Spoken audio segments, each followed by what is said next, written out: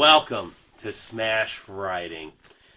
And now that we're growing, we are taking requests. We've been taking requests, it's just no one's been taking advantage of it till And recently. somebody did.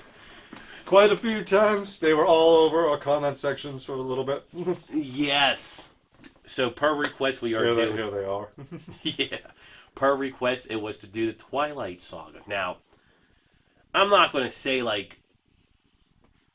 there are films that I watch and I hate, and then there's films that I never watched and still hate. I watched Eclipse before this.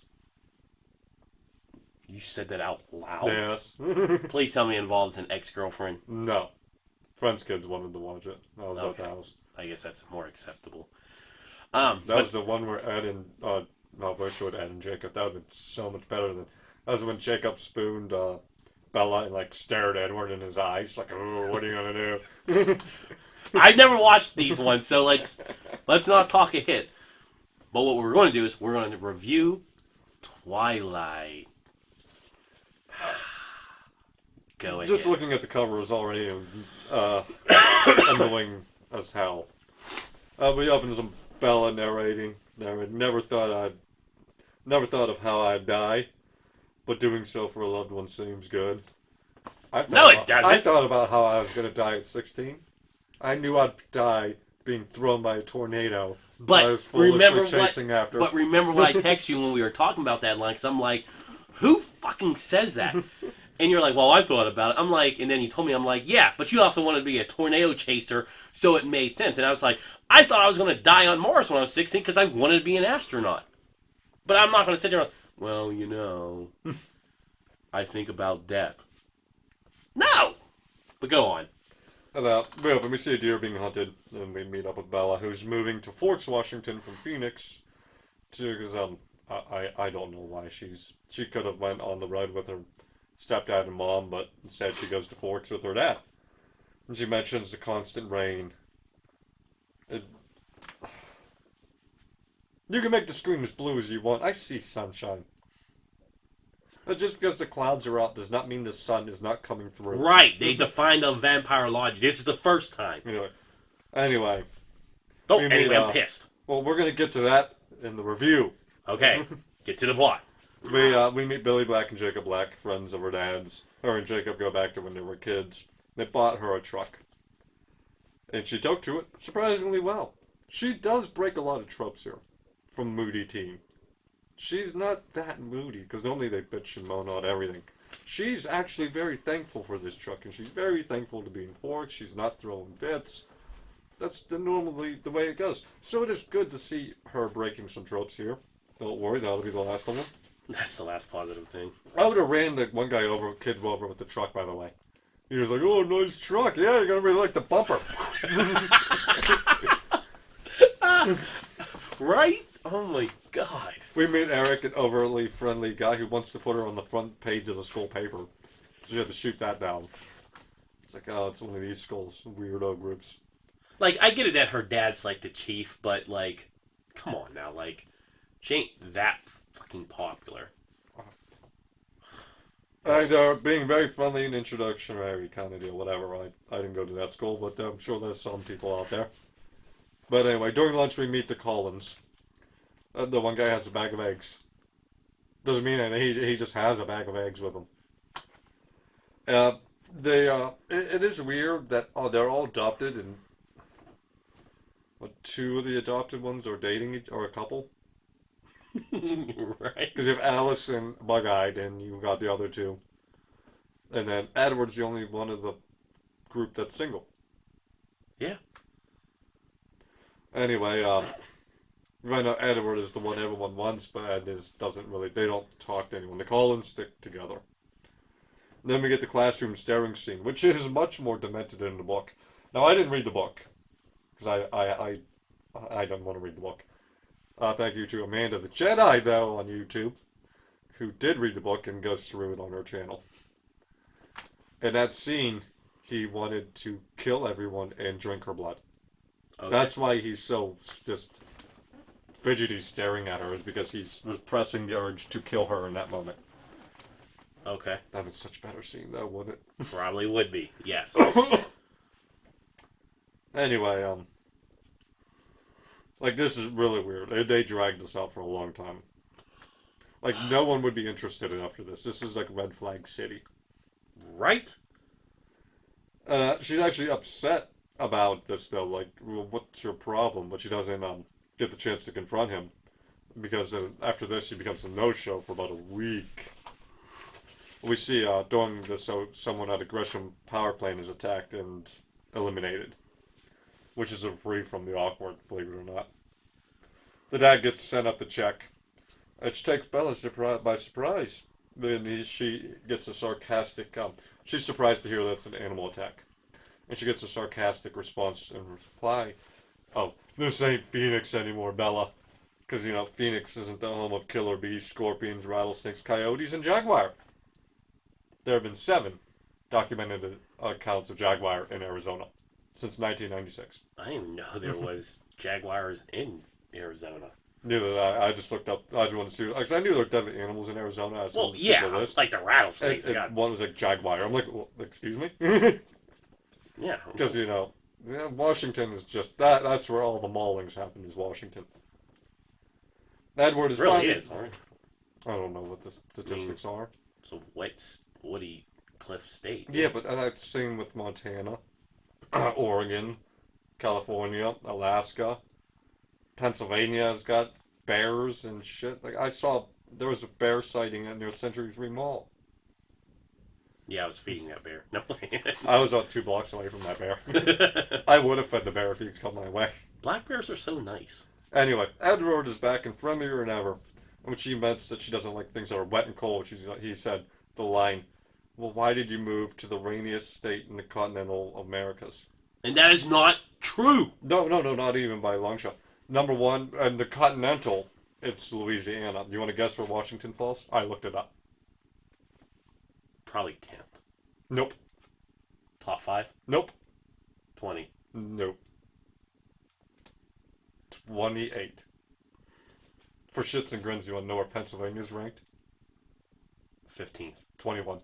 Figure. Technically, we have more rainy days in Washington. That's what I always heard, because like everybody is like, because they were talking about like Seattle or something, and I'm like, I always heard like Seattle gets a more rainy days, but we get more amount of rain type of thing. But I know that's city by city. But it's funny too because later on they mentioned Florida and everything. Florida's 5th. Jesus Christ. So we know statistics is now, still not she good. could have meant, Stephanie could have meant cloudy days in her book. So that's not what she meant. But even then, Washington is 5th in that category too. Or 6th, I mean. 5th if you throw out Alaska. Anyway, she calls him out about his eyes changing and he makes a quick exit. Get used to those. You'll be hearing that a lot. And she's outside and staring at him. He's off in the way, and the van comes spiraling in. It goes aside to miss an outcoming car and almost runs into her. But Edward gets in between the two and stops the van from T-boning her. Why did she go to the hospital, though? She wasn't hit by the van. Now, the onlookers didn't know that, but she knew that. Yeah, that is true. But there we meet up. His adopted dad, Dr. Cullen. And there's a moment where you see him and the mom lecturing Edward about it. And then Edward goes to talk to her, and she's like, she wants answers. And he goes, he's not going to give it to her. And when she's not going to let it go, he's like, it doesn't matter, no one's going to believe you anyways. And storms off. Again, you get used to that. He storms off quite often. He pouts a lot. That night she wakes up to him she wakes up and he's in her room. But when she turns the light on, he's gone. So she thinks it's just a dream. It's not. It's not. Another guy, one of the friend groups that she's involved in, tries to take her to prom, and she turns him down and telling him that she's got to go to Jacksonville. It just pisses off Edward, who grills her about it, and she is not dealing with him anymore. And the fact that he's always dodging her questions, but he wants her to answer his, and they kind of continuously clash throughout the rest of the day on this. And she actually calls him out the next day on his mood swings, because now he wants to be friends with her again. And she was just hanging out for fun, but he won't go to the beach with her. And we meet Jacob again. Yay, Jacob. Jesus Christ. And we learn the story of his family and the Collin family. It's a local legend that the Collins did something on their property. What is it? The Collins were descended from an enemy clan, and there was a treaty reached between the two sides, and that they won't expose the Collins for what they are, as long as the Collins stay off of their land, the reservation. Which wouldn't make sense. Because if you expose the Collins for what the Collins are, the Collins could expose you for who you are. And that's called blackmail. That's like, you want to use your missiles, we'll use our missiles. But didn't they also, like, contradict that whole thing, too? When they're talking, like, when the Collins came here, because, like, Edward and Bella's talking, and, like, when they go to his house, she sees all the graduation capes, and he explains, like, they go from, like, city to city or something. Yeah. So then how's that legend true? I don't know. I don't know. Like, it... Like, why would they double back to a town they were already in? Yeah. Unless, like, 100 years went by or something like that, but... But the fact that Jacob acknowledged, like, the folklore is them in the Collins. Yeah. Well, basically, the Collin family is not allowed on the reservation. That's why he didn't go to the beach. But a fisherman eats the dust, and Bella starts looking up the legend herself, because she's trying to figure out what's really going on here. And we learn the Collins don't show up to school on nice days. Even though it's still fucking light outside. And anyway, Bella goes with her friends to go dress shopping for the prom, despite that she's not going and whatnot, because she wants to go to the bookstore, where she's attacked by this group of guys, and Edward steps in to save her. And he's really pissed. And he's like, I heard what they're going to do. I heard their thoughts. Which would piss you off. I mean, if you could hear their thoughts in that situation, Well, I'm willing sure. to bet that's not going to have to leave you in a good mood. I believe it, yeah. They go to dinner. He's still not eating. But he starts letting a little bit more that he can hear the thoughts of everyone except Bella's thoughts. He cannot hear Bella's thoughts. He's still not really answering any more questions than that. But they start heading home, and they see the dads at the police station and everything, and that's when she finds out about another animal attack, and it was her dad's friend this time around. And then when she gets back, it's time for books and Google, and she lands on vampire, and that's when she confronts him, and he comes out about being a vampire, and he takes her up the hill so he can sparkle like diamonds. He needs to be out of the cloud bank, is what he says. There's no fog, but they need to be out of the cloud bank. He sparkles like diamonds. This is the skin of a killer. You're gonna believe the lies. What lies? Hollywood doesn't make vampires out to be friendly. Never have. And they also stick to the same script. Vampires don't come out in daylight. Little vampire, maybe. Maybe.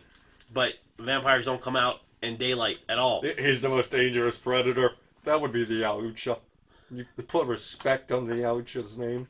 How dare you?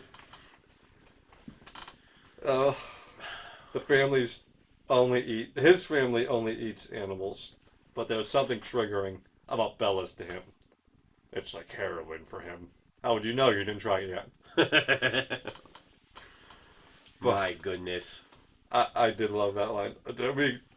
They don't drink people. They drink animals, to which they call themselves vegetarian. More on that later. I have another issue I just thought about, but I'll let you finish. This is where my notes start going off track here. There's a drunk tornado going on right now. The fuck? While this was going on, I had max velocity going on my phone, so I was tracking tornadoes and everything in the Midwest. And there were tornadoes that were just going wherever the hell they wanted to go. They weren't following a particular direction. And his chat called them drunk tornadoes. Oh, our other hobbies. We learned that he was dying from the Spanish flu in 1918. That's how he was turned. His families have different powers. Alice can see the future, and he can read minds. I don't know what the other ones. I wasn't paying that much attention. Extra strengths, predicting the futures. Well, that's Alice. Yeah. Well, don't they all have extra strength though? They're all superpowered. Well, and that's another thing that like rubbed me wrong was like these vampires all have a extra skill, and like the brother is the extra strength skill. How does that make sense? The whole additional skill doesn't make sense. Vampires were always just faster, stronger. It's like she wanted to give them all powers, and then after the two, she didn't know what to give them, so she's like, double strength. Yeah. Steroids. But these vampires never had those unique abilities where it's just on one vampire. Like, what are you doing? And she meets the fam. We got 4 more of these fucking films. Yes. She finally meets his family and everything. And that goes well. Ed's a prick here. It's like, well, if we put them in high school, we can stay longer. But 2 years for you is nothing. So starting out at 18 and already being graduated is nothing to you. So why date yourself? No, whatever. Whatever. The tour ends up with them jumping along trees and him playing the piano. You should go to Jacksonville. Statistically, there are more rainy days, as we discussed earlier. And jump scares her by coming in through her window, and we learn that he's been watching her sleep for the last few months. And then they share a kiss, and they break it off before he gets too rough with her. And they spend the night talking and everything, and then she finally does fall asleep, and he just stares. Get a hobby. Get a yo-yo. Come on. Oh, different styles of yo-yo there are in the world. It's amazing. I had a giant one. Jesus Christ.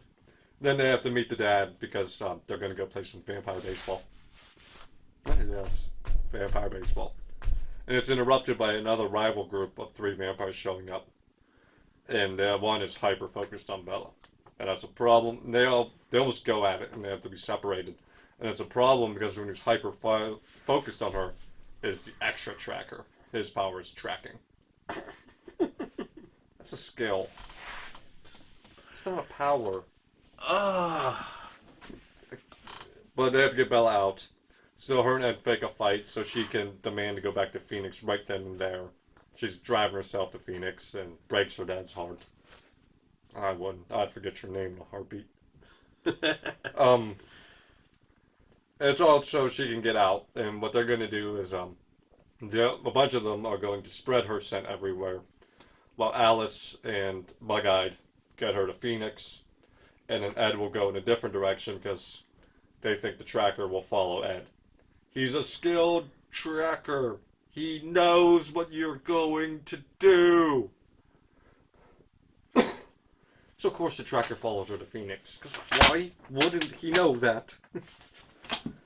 You have the skill. He uses the threat of her mother to get her to abandon the other 2 vampires to sneak off to the old ballet studio, where he attacks her.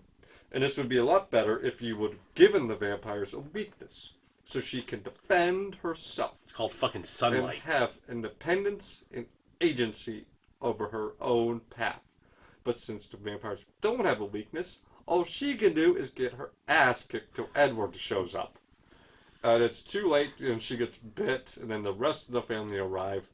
They are ripping him apart and creating a fire in the middle of the ballet studio, while they suck the venom out of her.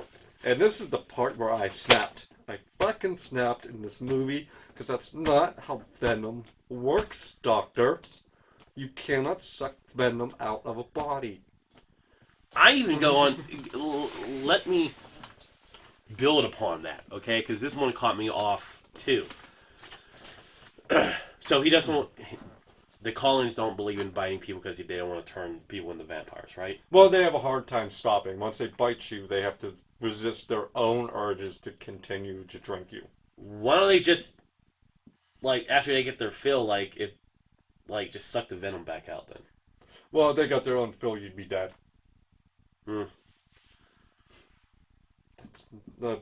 I never heard of you curing the venom The curing a vampire by sucking the venom. That's something she put into this. She put in the extra skills, too. It don't make no sense. Anyway, she wakes up in the hospital. The story was she fell down 2 flights of stairs and out of a window. Like, you want to talk about the most... Which I guess they did, like, preface this by her tripping over her own feet all the time, so... Did she? Yeah, she tripped twice. But is that, like, a lot to really... Could you imagine the odds of that falling down 2 flights of stairs and out of a window? It's like... Whatever. Christ. She gets picked up for prom. Jacob shows up at prom to warn her that, his dad tells her that she needs to break up with him because they're watching her now, too. And, it ends with the prom, they're dancing, and she wants to be a vampire right now, but Ed talks her into waiting a little bit longer. That's where the movie... Victoria's watching all of this. And then she walks off with her new dude to seek revenge. Now, where do you want to start here? Okay, hold on. Let me start. I am not throwing any shade on any of these actors. Actors? No. All of these actors went on to do great things, and they all have this movie to thank for that, whether they want to or not. So, they did the best job bringing characters Stephenie Meyer wrote to life. The problem is the writing's not good.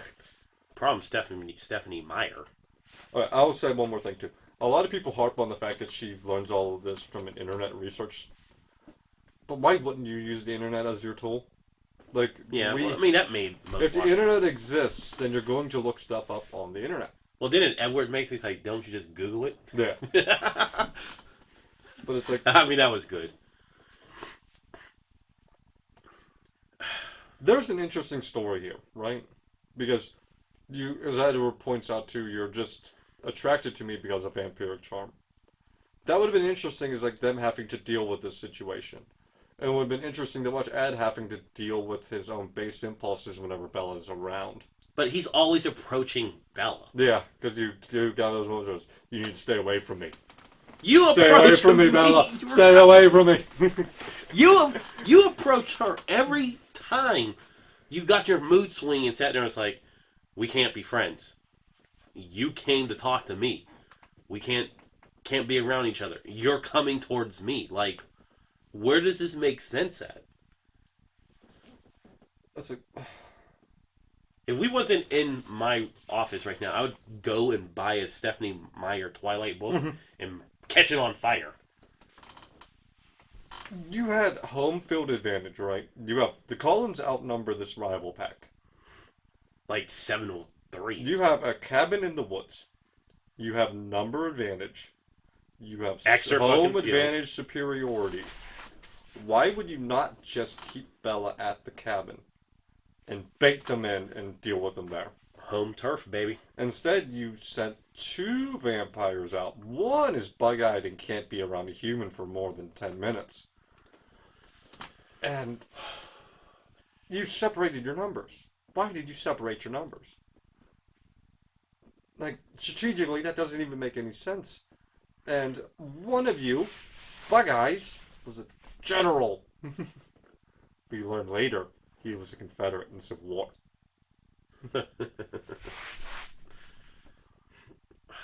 Or was he just around during the Civil War? Probably just around. I think he was a soldier. So it's like you had someone who knows strategic skills.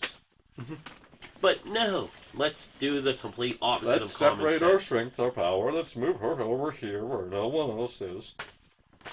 And how do you preach like the one? Was it Alice you said that has to predict the future, and then like I can see the future. Then Edward always turns around and goes, "That's subject to change." You know what would have been better too is if you just made her a vampire here. Because then you could have had 4 movies of her trying to deal with this. Yeah. Okay, words have meaning. Things have meaning. I don't care that you add sparkly vampire. Vampire lore changes all the time. Do what you want. They're not real. Vegetarian is real. That means you don't harm living things to eat. You eat And you plants and stuff compared like that. you drinking animal You blood had to the veggie. nerve to be like, oh, we kill animals, so it's vegetarian of us. No, it would have been vegetarian of you. Drink from blood bags. That is actually You have so a true. doctor in the family. He can get you blood bags. Like there's no tomorrow. You know, a big thing people focus on is her age being 17. You could have made her, I don't know, 19 on a break year between high school and college and unsure of the path before her. So you'd have kept all the moodiness with her too. And that's something I kept, like, we were texting about it last night, and I was like, this whole fetish of her suddenly wanting to become a vampire and being with him forever, this happens in like a 6-week fucking period. Like, I'm like, don't give me that crap. I don't, lust, love, whatever crap. Don't give me that. It's cheesy. That's what it is. That's why half their dialogue that they are talking. Oh, the dialogue is atrocious. It's atrocious. Oh. It's cheesy. It's horrible in every sense and form of this. Like, ugh. I'm so glad we do bulk recording because I'm gonna watch the shit out of these movies over the next like 5 weeks that we do this and be done with this series. I made sure that I watched this one and then Mask of the Phantasm next. Yeah, you need a rebound. Wiped the stink of this movie off with Batman.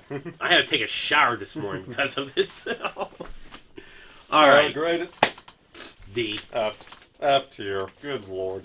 I'm giving. Writing's atrocious. That's So not how Venom works. It's not what vegetarianism the only is. reason why I'm giving it D is because I don't have nothing to say bad about the actors. Well, yeah, I'm throwing all that out, but That's why I'm not giving it enough. So we're both giving it a shitty grade. God, I'm like I said, I'm so glad we do bulk recording because I just want to put this behind me already because it's going to be a long time.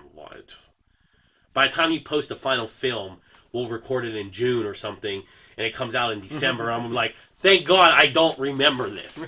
I don't want to remember this. all right. Signing off. Until next time, guys. Bye-bye.